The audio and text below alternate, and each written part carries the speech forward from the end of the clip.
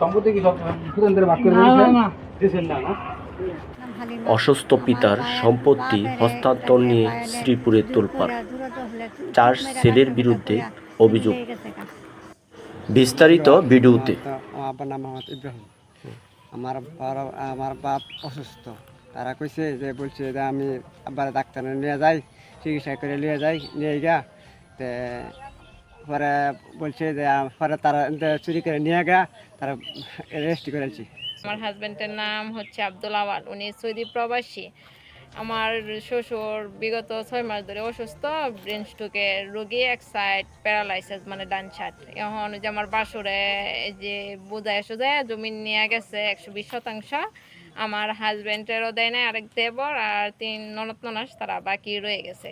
Brain stroke করার পর থেকে উনি আবল তাবল করে, মানে এদের যে যেভাবে বোঝায় এভাবেই চলে আর কি। বড় ভাই ইব্রাহিম, হ্যাঁ এই অসুস্থ 6 মাস ধরে, 6 মাস তা থেকে তার পোলাভানে এই 3টা এই তো হইয়া ধরে নিয়েছে, কথা বলতে পারছে না,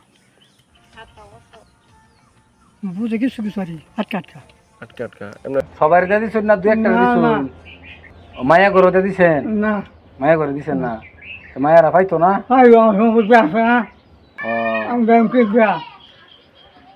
আপনি চলতারেন ফিরতারেন ঠিক মতো নেই আর তারুন না ব্যাগ কেউ দিছে না, একবারে সমান করছে না, একটু ব্যাগ আছে কাহিনী সেম।